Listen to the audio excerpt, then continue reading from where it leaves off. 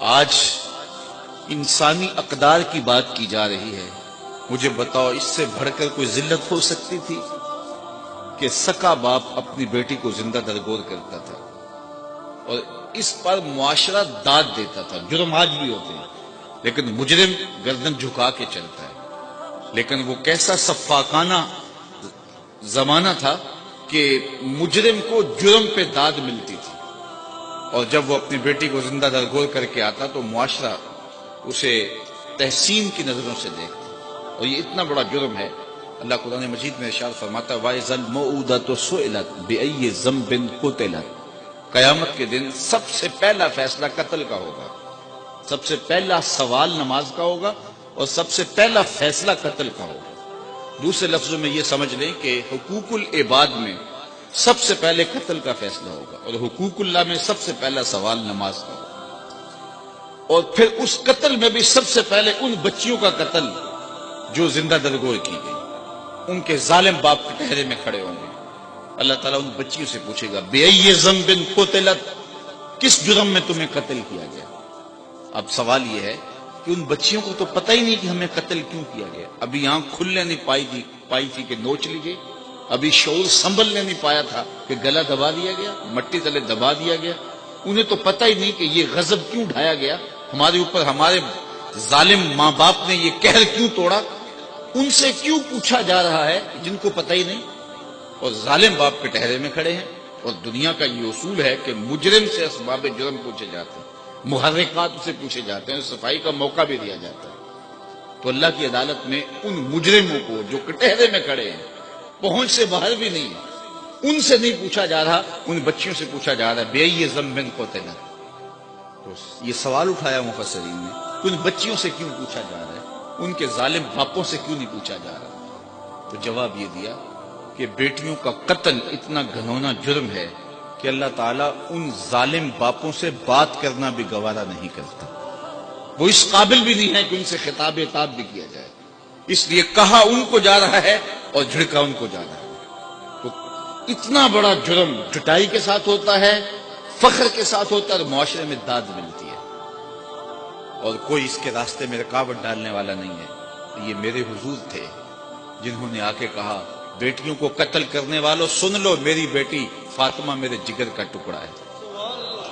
اس کو صرف ہم کلمہ محبت کے مزاج میں لیتے ہیں, ذرا اس پہلو پہ بھی غور کیجیے. جب بیٹیوں کو زندہ درگور کر کے باپ فخر کرتا ہے, اس زمانے میں یہ کہنا کہ میری بیٹی میرے جگر کا ٹکڑا ہے, یہ کتنی بڑی بات تھی. اور فرمایا جو دو بہنیں اور دو بیٹیاں اللہ کی رضا کے لیے تربیت کر کے پروان چڑھا کے ان کا نکاح کر دے, کل قیامت کے دن وہ میرے ساتھ اس طرح ہوگا جس طرح میری یہ دو انگلیاں ہیں. ایک شخص کھڑا ہوا, حضور اگر کسی کی دو بیٹیاں نہ ہوں تو ایک ہی بیٹی ہو تو فرمایا اس کو بھی یہ اعزاز ملے گا. تو کہاں بیٹیاں زندہ درگور کی جا رہی ہیں اور کہا جس کی ایک بیٹی ہے وہ آرزو کر رہا ہے کاش کہ میری بھی دو بیٹیاں ہوتی. یہ تھی تبدیلی, یہ تھا حضور کا لایا ہوا دین. میں وہاں گجرانوالہ مارکیٹ میں گزر رہا تھا تو میں ایک بوڑھے شخص کو دیکھا کہ اس نے اپنی کمر پہ بوریاں لادی تھی اور چل رہا تھا. میری شناسائی تھی تو میں نے روک کے پوچھا کہ آپ اس بڑھاپے میں کام چھوڑ کیوں نہیں دیتے. تو اس کی آنکھوں میں نمی آ گئی اور ایسے اس نے انگلی اٹھائی اور آج تک وہ اس کا انداز مجھے بھولتا نہیں ہے. اس نے کہا کہ جناب میری ایک بیٹی رہتی ہے جس کی میں نے ابھی شادی کر دی ہے. تو میں سوچنے لگا کہ یہ باپ تو زندہ درگور کرتا تھا اور آج یہ بڑھاپے کے باوجود اپنی کمر پہ بوریاں لا رہا ہے کہ میں نے بیٹی کی شادی کر دی تھی. یہ بھائی تو قتل کر دیتا تھا کل میرا کوئی بہنوئی نہ کہلائے, اور آج وہ فیکٹری میں اوور ٹائم لگا رہا ہے, پردیس کاٹ رہا ہے, دکھ برداشت کر رہا ہے, میں بہنوں کے ہاتھ پیلے کرنے. تو ان کے سینے میں یہ پیار کس نے لکھ دیا؟ جواب ایک ہی آئے گا, میلاد والے نبی نے. اب کوئی شخص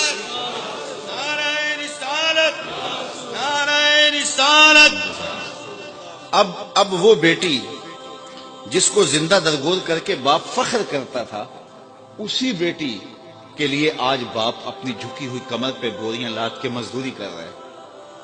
اس بیٹی کو عزت دی, اور جب بیٹی کو رخصت کرتا ہے تو باپ کی آنکھیں نمناک ہوتی ہیں. کوئی بندہ کہے اس بیٹی کو کہ تو حضور کا میلاد نہ منایا کر, میرے پاس یہ اتنے دلائل موجود ہیں تو وہ کہے گی منہ ادھر کر، مجھے تو عزت ہی حضور نے دی ہے، مجھے تو وقار ہی حضور نے دیا ہے۔ مولانا ظفر علی خان بولے ہم جس میں بس رہے ہیں وہ دنیا تم ہی تو ہو، ہمارا تو سب کچھ ہے ہی حضور ہے، ایک تو ہی ہوتے ہیں میریاں آساں دا سہارا، دس کنوں کراں جے تینوں نہ کراں یاد۔ بہن کی آبرو نہیں تھی، حضور علیہ السلام حضرت شیمہ کے ساتھ جو پیار کی انوکھی داستان رقم کی، جب ان کے قبیلے کے لوگ پکڑے گئے اور وہ حاضر خدمت ہوئی اپنے لوگوں کو چھڑانے کے لیے، تو حضور استقبال کے لیے کھڑے ہو گئے، اور پھر حضور نے چند گھوڑے اور چند جوڑے دیے اور پوچھا کہ کدھر آئی ہو، تو انہوں نے کہا کہ اس مقصد کے لیے آئی ہوں، تو فرمایا تم نے ویسے پیغام بھیج دیا ہوتا۔ اللہ اکبر۔ تو یہ تھا حضور کا دیا ہوا دین۔ ستیلی ماں تو ترکے میں بٹتی تھی، یہ تو سارے جانتے ہیں، لیکن تاریخ عرب ہے کہ سکے تین بھائیوں نے اپنی سکی ماں کو 900 دراہم میں فروخت کر کے 300 درہم بانٹے تھے، یہ تاریخ ہے۔ لیکن میرے حضور نے جنت کھینچ کے ماں کے قدموں تلے رکھ دی۔ سارا وقار یہاں ہے، ساری عزتیں یہی ہیں۔ ماں باپ کی رضا میں اللہ کی رضا چھپا دی، ماں کی ناراضگی میں اللہ کی ناراضگی رکھ دی۔ پھر خود عملاً حضور نے اپنی ماں کا ذکر کیا۔ ایک دن حضور مسجد نبوی میں تشریف لائے، تا حد نظر صحابہ تھے، تو جو ہی حضور مصلی پہ آئے، عشاء کا وقت تھا، تو ادب سے کھڑے ہو گئے، بس آنکھیں نمناک ہو گئی، اور حضور علیہ السلام نے ایک ٹھنڈی آہ بھری اور روتے ہوئے کہا کاش آج میری ماں زندہ ہو۔